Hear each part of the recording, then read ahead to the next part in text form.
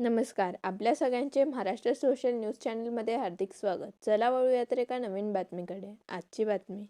धुळे नगर भूमापन अधिकारी पंडित सुरसिंग पाटील यांच्या कथित भ्रष्टाचाराविरोधात आनंद बाबूलाल माळी यांनी पत्रकार परिषद घेत अधिकारी आणि तक्रारदार नूर मोहम्मद इस्राईल अन्सारी यांच्यातील आर्थिक व्यवहारांची चौकशी करून दोषींवर कारवाई करावी अशी मागणी त्यांनी केली.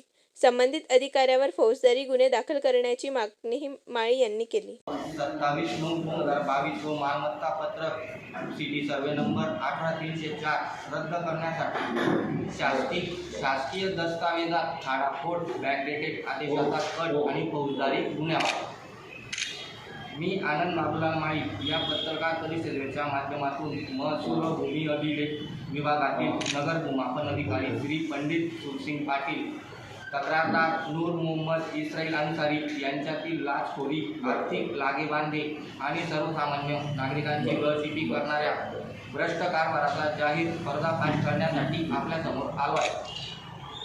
प्रकरणाची पार्श्वभूमी आमच्या मालकीच्या जागेचा अधिकृत मोजणी नकाशा वर्ष 2022 मध्ये भूमी अभिलेख विभागाकडून सर्व कायदेशीर प्रक्रिया पूर्ण करून मंजूर करण्यात आला होता.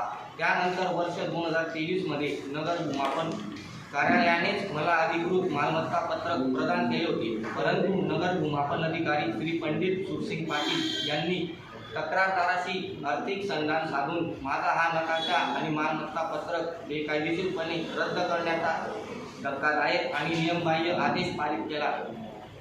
नगर भूमापन अधिकाऱ्यांच्या महाभ्रष्टाचाराचे आणि कायदेभंगाचे 5 मुख्य पुरावे माझ्याकडे आहेत. पहिला, अपिलाचा हक्क हिरवण्यासाठी बॅकडेटेड आदेश आणि तारखेची खाडाखोड. अधिकारी श्री पंडित सुरसिंग पाटील यांनी मूळ आदेशावर महिना 4/21 वर्ष 2026 अशी तारीख संगणकावर टाईप केली होती.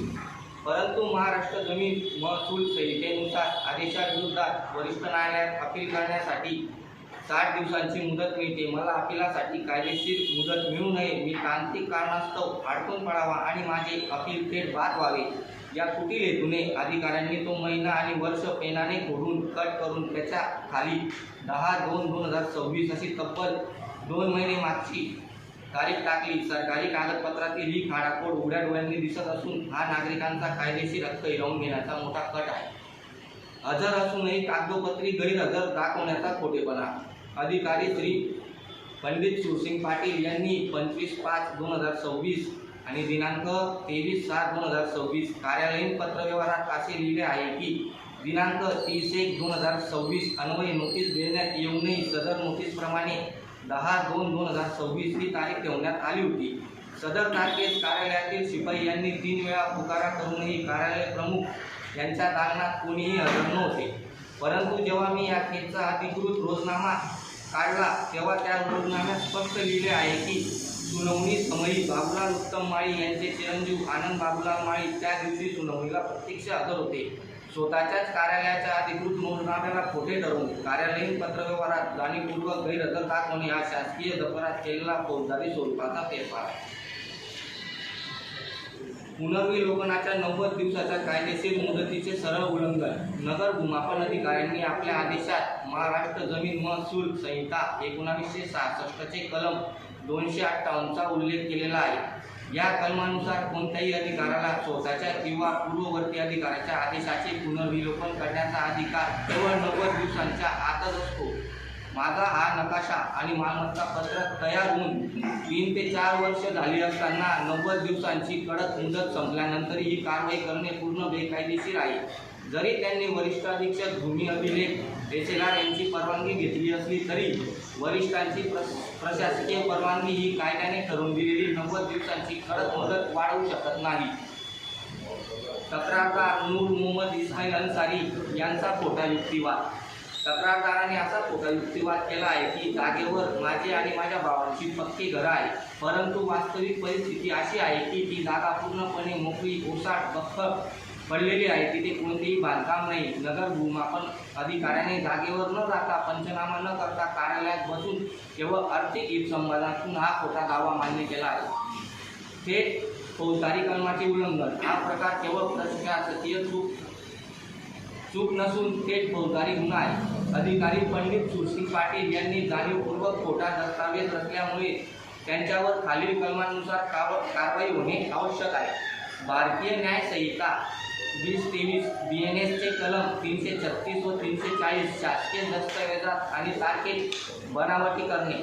BNSचे कलम 167 नागरिकांचे कायदेशीर नुकसान करण्यासाठी शासकीय सेवकाने खोटा रेकॉर्ड तयार करणे. लाचलुचपत प्रतिबंधक कायदा 1988 चे कलम 7 व 13 या पदाचा गैरवापर करून बेकायदेशीर आर्थिक लाच घेणे. माझी मागणी आणि पुढील पाऊल असा आहे की या अन्यायकारक आणि भ्रष्ट आदेशाविरोधात मी माननीय अधीक्षक भूमी अभिलेख केसेलार यांच्या न्यायालयात कलम 247 अन्वये रितसर अपील दाखल केली असून आगामी 18 ऑगस्ट 2026 रोजी त्याची सुनावणी आहे. या कायदेशीर लढा आम्ही स्वतः लढत आहोत. मी या प्रसिद्धी पत्रकाद्वारे माननीय जिल्हाधिकारी पोलीस अधीक्षक आणि लाचलुचपत प्रतिबंधक विभागाकडे मागणी करतो की शासकीय दप्तरात हेराफेरी करणाऱ्या नगर भूमापन अधिकारी पंडित सुरसिंग पाटील यांना तात्काळ निलंबित करण्यात यावे आणि त्यांच्यावर फौजदारी गुन्हा दाखल करण्यात यावा. सर्वसामान्य नागरिकांना नाहक आणि मानसिक आर्थिक त्रास देणाऱ्या भ्रष्ट विरोधात मला न्याय मिळावा ही या पत्रकार परिषदेमागची मुख्य भूमिका आहे. बातमी आवडल्यास चॅनलला लाईक व सबस्क्राईब करा व दररोज अशा नवनवीन बातम्या पाहण्यासाठी चॅनलला फॉलो करा. धन्यवाद.